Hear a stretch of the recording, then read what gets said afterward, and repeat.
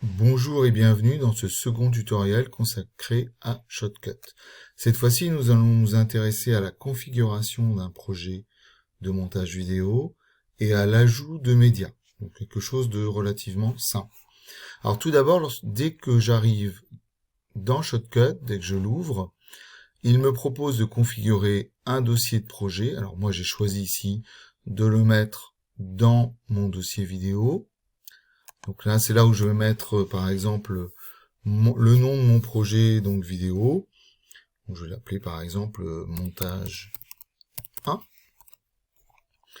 Le mode vidéo, je vous conseille de le laisser automatique, parce qu'en réalité, Shotcut présente une fonctionnalité intéressante, que n'ont pas certains très grands logiciels de montage vidéo.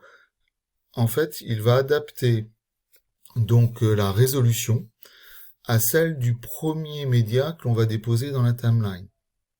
Donc à vous de faire en sorte déjà d'avoir des rushs ou des images de même dimension, et généralement il va retravailler après leur dimension si besoin, et on pourra nous-mêmes trouver des solutions aussi pour les réadapter, mais l'idéal c'est de commencer avec des rushs, des vidéos, des images de la même dimension. Voilà, donc mode vidéo automatique. Voilà, je clique sur début, et vous voyez, automatiquement, il me l'a enregistré, j'ai bien le nom de montage 1 ici. Pour ajouter des éléments dans la liste de lecture, je vais dans ouvrir un fichier. Alors moi je vais ici dans vidéo, j'ai préparé un dossier avec des images, des vidéos et un son. Donc là moi j'ai celle-ci, je veux celle-là et celle-là. Ouvrir. Vous voyez, automatiquement il me les a ajoutées. Et il prévisualise en fait celle qui était en cours de prévisualisation tout à l'heure. Je continue, cette fois-ci je veux des images. Ce que je vous conseille aussi, quand vous faites du montage vidéo, de mettre tous les fichiers que vous allez utiliser dans un même dossier et les organiser par type. Donc images, rushes, rush pour les vidéos et les sons. Donc cette fois-ci je vais aller chercher le son. Je fais ouvrir. Ah oui, il n'apparaît pas tout de suite en fait, c'est qu'il est dans la liste de lecture, donc il suffit de glisser déposer. Donc cette fois-ci, je veux des images, donc je vais faire ouvrir un fichier. Je vais dans mon dossier images, avec CTRL, je sélectionne les 3 images, je fais ouvrir, il me les rajoute automatiquement. Alors on s'aperçoit ici qu'il y a un léger problème avec mon image, donc pour vraiment l'adapter au projet, il faudra vraisemblablement que je la retaille dans un logiciel de montage donc d'images. Ça va être sans doute d'ailleurs le cas des deux autres, parce qu'elles ont exactement le même format.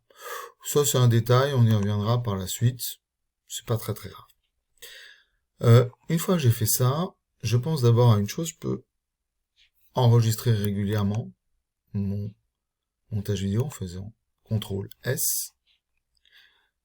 On remarquera aussi ici, j'ai ouvrir d'autres. Alors ouvrir d'autres, on va pas l'utiliser maintenant, mais c'est là que je peux créer du texte. Je peux créer, vous voyez, plein de petits éléments très utiles et surtout ce qu'on appelle des couleurs. Ça, c'est très très utile, on y reviendra plus tard, plus particulièrement pour certains types de textes que nous voudrons ajouter. Bon, ben là, c'est pour des fonctionnalités un peu plus poussées. Donc là, je refais enregistrer. Alors maintenant, donc, je voudrais rajouter d'abord sur la timeline ma première vidéo, je vais prendre celle-ci, donc je la glisse dépose simplement. Voilà. Alors, comme on l'avait évoqué la fois précédente, mon problème, on est bien d'accord, mais ma timeline fait que je vais pas avoir, si je rajoute tous les éléments ici, je vais pas pouvoir tous les voir. Donc, plusieurs solutions. D'abord, on va changer la hauteur des pistes. Donc, je peux raccourcir. Voilà.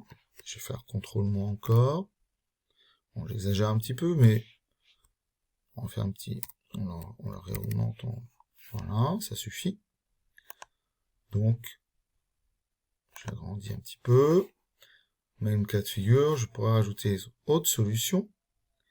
Quand j'emmène ici le curseur, oui, on peut agrandir sans aucun problème.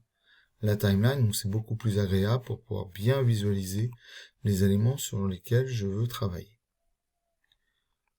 Ensuite, je peux rajouter donc une deuxième vidéo ici. Voilà. Alors là, il me l'a ajouté ici, donc là c'est une erreur de ma part, parce qu'en réalité, pour pouvoir la mettre sur une autre zone, j'aurais dû, donc je reviens en arrière, je fais CTRL Z, ou je peux aussi faire dans l'historique, ou ici plus simplement annuler. Donc ce que je vais faire ici, je vais faire ajouter une piste vidéo ici, et c'est là où je vais déposer ma nouvelle. Voilà. Et là, l'intérêt, on y reviendra, c'est là où je vais pouvoir déposer, glisser, déposer, décaler, faire tout ce que j'ai envie de faire, en fait, avec le curseur de la souris, on y reviendra. Parce qu'avoir deux vidéos superposées, ça n'a strictement aucun intérêt, sauf dans le cas d'une incrustation, on y reviendra.